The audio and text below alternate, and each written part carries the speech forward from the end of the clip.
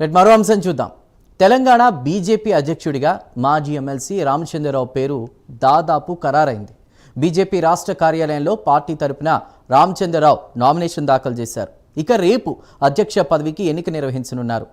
BJP కేవలం రామచంద్రరావు ఒక్కరే nomination వేయడంతో కూడా అధ్యక్షుడి ఎంపిక దాదాపు తేలిపోయింది.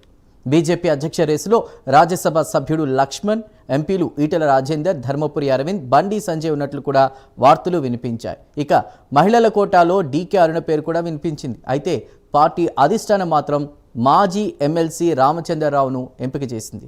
మరోవైపు గోషామహల్ ఎమ్మెల్యే రాజాసింగ్ నామినేషన్ దాఖలు చేయడానికి వెళ్ళగా అడ్డుకోవడంతో ఆయన బీజేపీకి రాజీనామా చేస్తున్నట్లు కూడా ప్రకటించారు. ఆ డీటెయిల్స్ అన్నీ కూడా ఫీల్డ్ రిపోర్ట్ ద్వారా మా ప్రతినిధి నాగేంద్ర అందిస్తారు. నాగేంద్ర.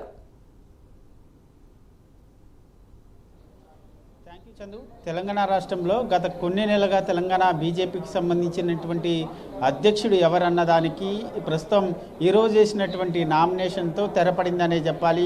నిన్న నోటిఫికేషన్ రిలీజ్ అయితే ఈరోజు నామినేషన్ని మధ్యాహ్నం 2 గంటల నుంచి 4 గంటల వరకు బీజేపీ రాష్ట్ర కార్యాలయంలో స్వీకరించడం జరిగింది.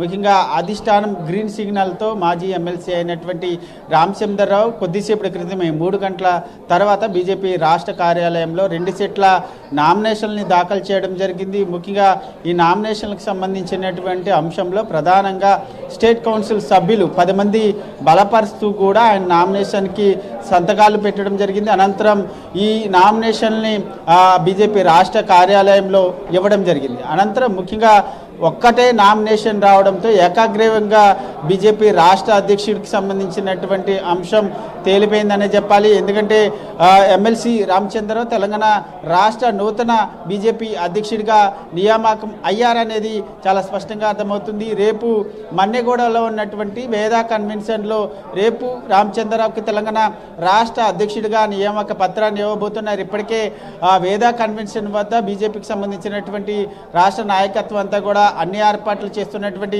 పరిస్థితి ఉంది. ముఖ్యంగా మనం బీజేపీ అధ్యక్ష పదవికి సంబంధించినటువంటి అంశాన్ని ఒకసారి పరిగణలోకి తీసుకుంటే దాదాపు 1 ఇయర్ నుంచి కూడా ఈ అధ్యక్ష పదవి కోసం బీజేపీలో ఉన్నటువంటి చాలా కీలకమైనటువంటి నేతలంతా కూడా పోటీ పడ్డారు. దాంట్లో ప్రధానంగా ఎంపీలకు సంబంధించినటువంటి అంశంలో మల్కాజ్గిరి ఎంపీ ఈటెల రాజేందర్ కానీ, అదేవిధంగా నిజామాబాద్కి సంబంధించినటువంటి అరవింద్ ధరంపూరి కానీ, మరొకవైపు రఘునందన్ మెదక్కి సంబంధించినటువంటి ఎంపీ రఘునందన్తో పాటు మరొక ఎంపీ మహిళా కోటాలో బీజేపీ అధ్యక్ష పదవినిస్తే తనకు వస్తుందనేటటువంటి ఆశలో కూడా డీకే అరుణ ఉన్నారు. దాంతోపాటు మరొక వైపు ఎమ్మెల్యేలకు సంబంధించినటువంటి అంశంలో పాయల్ శంకర్తో పాటు అదేవిధంగా రాజా సింగ్ వీరంతా కూడా ఆశించడం జరిగింది. ముఖ్యంగా ఎమ్మెల్సీ రామచంద్రరావుకి అధిష్టానం సంబంధించినటువంటి పెద్దలు గ్రీన్ సిగ్నల్ ఇవ్వడంతో పాటు అదేవిధంగా రాష్ట్ర నాయకత్వంలో ఉన్నటువంటి చాలామంది సీనియర్ నేతలంతా కూడా ఆయనకే మద్దతు పలికారు. ఎందుకంటే పార్టీలో చాలా సీనియర్ నేత, అదేవిధంగా ఆర్ఎస్ఎస్ బ్యాక్గ్రౌండ్ ఉన్నటువంటి ఎమ్మెల్సీ రామచంద్రరావు వైపే అధిష్టానం మొగ్గు చూపింది. దానిలో భాగంగానే అధిష్టానం నిన్న నైట్నే కాల్ చేసి ఆయనకి మీరు రేపు నామినేషన్ దాఖలు చేయాలి, తెలంగాణ బీజేపీ రాష్ట్ర అధ్యక్షుడిగా మిమ్మల్ని అధిష్టానం నియమించబోతుందంటూ కూడా నిన్న అధిష్టానం ఫోన్ చేసి చెప్పిన తర్వాత ఈరోజు నామినేషన్ దాఖలు చేయడం జరిగింది. మరొకవైపు గోసామహల్ ఎమ్మెల్యేగా ఉన్నటువంటి రాజా సింగ్ కూడా నిన్ననే చెప్పారు. ముఖ్యంగా నేను కూడా అధ్యక్ష పదవి కోసం నామినేషన్ వేస్తానంటూ కూడా నిన్న చెప్పినటువంటి పరిస్థితి. దానికి అనుగుణంగానే ఈరోజు రాజా సింగ్ రావడం జరిగింది. రావడంతో పాటు అదేవిధంగా నామినేషన్కి సంబంధించినటువంటి అంశంలో 10 మంది కౌన్సిల్ సభ్యులు సంతకాలు చేస్తూ మద్దతు తెలుపుతూ కూడా సంతకాలు చేయాల్సినటువంటి అవసరం ఉంది. దానిలో భాగంగానే 10 మంది కౌన్సిల్ సభ్యులను తీసుకొచ్చినప్పటికీ 3 మాత్రమే సంతకాలు పెట్టారు. మిగతా 7గురిని పార్టీకి సంబంధించి రాష్ట్ర నాయకత్వానికి సంబంధించినటువంటి నాయకులు కొంతమంది ఫోన్ చేసి భయపెట్టారు. అదేవిధంగా మీరు ఎవరైనా సరే దానిపైన సంతకాలు చేస్తే మీ పదవులు ఉండవు, మిమ్మల్ని సస్పెండ్ చేస్తామనేటటువంటి అంశాన్ని వాళ్ళతో చెప్పడంతో వాళ్ళంతా కూడా వెళ్ళిపోయారంటూ కూడా రాజా సింగ్ కామెంట్ చేయడం జరిగింది. ముఖ్యంగా ఎవరికైతే ఇవ్వాలనుకున్నారో వాళ్ళకే అధ్యక్ష పదవినిచ్చారు. ఎన్నికలు లేవు, ఏమీ లేవు.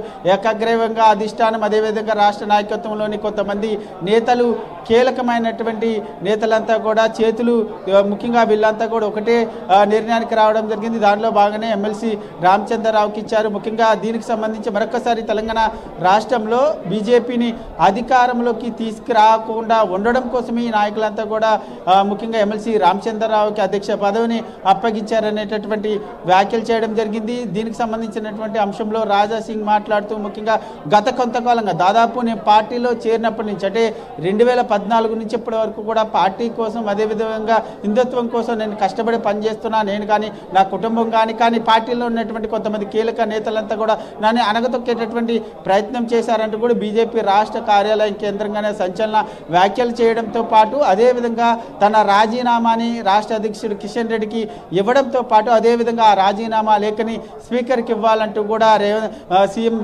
రాష్ట్ర అధ్యక్షుడు అయినటువంటి కిషన్ రెడ్డికి సూచించానంటూ కూడా రాజా సింగ్ ఒక సాక్ ఇచ్చారని చెప్పాలి. ఒకవైపు అధ్యక్ష ఎన్నిక, మరొకవైపు నాగేంద్ర, ఏది ఏమైనా రాజా సింగ్ పార్టీకి రాజీనామా చేయడం బీజేపీకి దెబ్బేనా కాదు? ఎందుకంటే గతంలో కూడా రాజా సింగ్ సస్పెండ్ అయ్యారు, ఆయన పార్టీని నమ్ముకుని ఉన్నారు.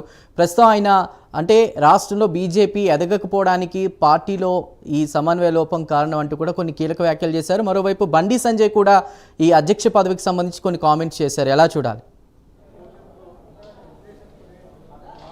ముఖ్యంగా దీనికి సంబంధించినటువంటి అంశంలో ముందుగా రాజా సింగ్ ముందు నుంచి కూడా ఆయన ఎమ్మెల్యేగా మరొకసారి గెలిచినప్పటి నుంచి కూడా రాష్ట్ర నాయకత్వం పైన తరచుగా రాష్ట్ర నాయకత్వంతో పాటు రాష్ట్ర నాయకత్వంలో ఉన్నటువంటి కీలక నేతలు కానీ అదేవిధంగా అధ్యక్షుడి పైన పరోక్షంగా బహిరంగంగా కూడా ఆయన విమర్శలు చేస్తూనే వచ్చారు. ముఖ్యంగా పార్టీలో కొంతమంది నేతలు దాదాపు 4 నుంచి 5గురికి సంబంధించినటువంటి నేతల వల్లే పార్టీ తీవ్రంగా నష్టపోతుంది, అధికారంలోకి రాకుండా వీళ్ళంతా కూడా అడ్డుకునేటటువంటి ప్రయత్నం చేస్తున్నారంటూ కూడా ఆయన బహిరంగంగానే వ్యాఖ్యలు చేసినటువంటి పరిస్థితి. ముఖ్యంగా ఆయన చేసినటువంటి వ్యాఖ్యలు చాలా స్పష్టంగా అందరికీ అర్థమవుతుంది. ఎందుకంటే పార్టీకి సంబంధించినటువంటి అంశంలో కొత్త పాత నేతల మధ్య విభేదాలు ఉన్నాయి, ఆ విభేదాలు అదేవిధంగా కొనసాగుతున్నాయి. ముఖ్యంగా కొంతమంది నేతల చేతిలోనే రాష్ట్ర బీజేపీ ఉంది, వారు చెప్పినట్టే రాష్ట్ర బీజేపీకి సంబంధించినటువంటి పదవులు కానీ ఇతర కీలక నిర్ణయాలు జరుగుతున్నాయి, కానీ ఇతర నేతల అభిప్రాయం కనీసం సైతం తీసుకోవడం లేదంటూ కూడా ఆయన బహిరంగంగా చెప్పడంతో పాటు గతంలో కూడా ఆయన అసెంబ్లీ ఎన్నికలకు ముందు కూడా పార్టీ నుంచి సస్పెండ్ చేసినటువంటి పరిస్థితి కూడా ఉంది. తర్వాత ఆ సస్పెన్షన్ని ఎత్తివేస్తూ మరొకసారి గోసమాల్కి సంబంధించినటువంటి టికెట్ ఇచ్చారు, మరొకసారి ఎమ్మెల్యేగా గెలిచినటువంటి పరిస్థితి. మరి బీజేపీ నుంచి రాజా సింగ్ బయటికి వెళ్ళిపోతే తన వల్ల ఎంత పార్టీ నష్టపోతుందన్నది మాత్రం చూడాల్సినటువంటి అంశంగా కనబడుతుంది. ఎందుకంటే మనం గోసామాల్లో పూర్తిగా వన్ సైడ్ ఎప్పుడు కూడా గోసామాల నుంచి కూడా వన్ సైడ్ బీజేపీ నుంచి రాజా సింగ్ గెలుస్తూ ఉంటారు. ఎక్కువగా హిందుత్వంకి సంబంధించినటువంటి అంశంలో ఎప్పటికప్పుడు కూడా ఆయన మాట్లాడుతూ హిందుత్వంకి సంబంధించినటువంటి అంశంలో పోరాటం చేస్తూ ఉంటారు. ముఖ్యంగా బీజేపీ పార్టీ అంటేనే హిందుత్వ పార్టీ అనేటటువంటి ముద్ర ఉన్నటువంటి నేపథ్యంలో రాజా సింగ్ వెళ్ళిపోతే కొంత పార్టీకి నష్టం కలిగేటటువంటి అవకాశాల్లోనే. దాంతోపాటు మరొకవైపు తరచుగా రాజా సింగ్ చేస్తున్నటువంటి వ్యాఖ్యలకు సంబంధించినటువంటి అంశంలో కూడా పార్టీ నష్టపోయేటటువంటి అవకాశం ఉందంటూ కూడా పార్టీకి సంబంధించినటువంటి నేతలు చెప్తూనే ఉన్నారు. కానీ ఆయన మాత్రం తన వ్యాఖ్యలను ఎప్పటికప్పుడు వెనక్కి తీసుకోకపోవడంతో పాటు తరచుగా రాష్ట్ర నాయకత్వం పైన ఎప్పటికప్పుడు వ్యాఖ్యలు చేస్తూనే ఉన్నటువంటి పరిస్థితి. మరి దీనిపైన రాజా సింగ్ పైన నిజంగానే పార్టీకి రాజీనామా చేసినటువంటి నేపథ్యంలో ఆ రాజీనామాని ఆమోదిస్తారా లేదా? ముఖ్యంగా ఈ రాజీనామాకు సంబంధించినటువంటి అంశంలో నేను పార్టీ నుంచి వెళ్ళిపోతున్నాను కాబట్టి, నేను పార్టీ సింబల్ పైన గెలిచాను కాబట్టి నాకు ఈ ఎమ్మెల్యే పదవి వద్దు, దానికి మీరు నేను ఇచ్చినటువంటి రాజీనామా లేఖని స్పీకర్కి ఇవ్వాలంటూ కూడా కిషన్ రెడ్డికి చెప్పాననేటటువంటి అంశాన్ని కూడా ఇందాక మీడియా ముఖంగా చెప్పినటువంటి పరిస్థితి. కానీ ఆయన ఆ ఎమ్మెల్యేకి సంబంధించినటువంటి పదవికి రాజీనామా చేయాలంటే స్పీకర్ ఫార్మేట్లో ఆ రాజీనామా లేఖని ఇవ్వాల్సి ఉంటుంది. ఇప్పుడు ఇచ్చినటువంటి ఫార్మేట్లో స్పీకర్కి ఇస్తే మాత్రం తన ఎమ్మెల్యేకి సంబంధించినటువంటి రాజీనామాని స్పీకర్ ఆమోదించారు కాబట్టి ముఖ్యంగా పార్టీకి సంబంధించి మాత్రమే ఆమోదించేటటువంటి అవకాశాలు ఉంటాయి. మరొక పార్టీకి ఎమ్మెల్యేకి సంబంధించినటువంటి అంశంలో మరొక స్పీకర్ ఫార్మేట్లో రాజీనామా చేయాల్సినటువంటి అవసరం ఉంటుంది. మరి రాజా సింగ్ సంబంధించినటువంటి అంశంలో రాష్ట్ర నాయకత్వంలో ఉన్నటువంటి పెద్దలు బుజ్జగించేటటువంటి ప్రయత్నం చేస్తారా లేదా అన్నది కూడా చూడాల్సినటువంటి అంశంగా కనబడుతుంది. ఎందుకంటే ముఖ్యంగా బీజేపీ రాష్ట్ర కార్యాలయంలో నామినేషన్ రామచంద్రరావు నామినేషన్ దాఖలు చేసేందుకు వచ్చినటువంటి సమయంలో ఎంపీ బండి సంజయ్ కూడా రావడం జరిగింది. ఆ సమయంలో 2 సెట్ల నామినేషన్ నామినేషన్ని రామచంద్రరావు దాఖలు చేయడం జరిగింది. మరొక సెట్టు రామచంద్రరావుకు సంబంధించినటువంటి నామినేషన్ని బీజేపీకి సంబంధించినటువంటి ఎమ్మెల్యే అయినటువంటి రాజాసింగ్తో మరొక సెట్టు వేయిస్తారనేటటువంటి చర్చ కూడా జరిగింది. కానీ ఈయన ముఖ్యంగా ఆ నామినేషన్ని దాఖలు చేయడం అటుంచితే ముఖ్యంగా నా నామినేషన్ని నేను నామినేషన్కి తీసుకొచ్చినటువంటి దాన్ని తిరస్కరించారు, నాకు మద్దతుగా వచ్చినటువంటి కౌన్సిల్ సభ్యులందరినీ కూడా బెదిరించారనేటటువంటి వ్యాఖ్యలు చేస్తూ ఆ పార్టీకి రాజీనామా చేసి ఒక సాక్ ఇచ్చారనే చెప్పాలి. Chandu. Right Nagendra, thank you.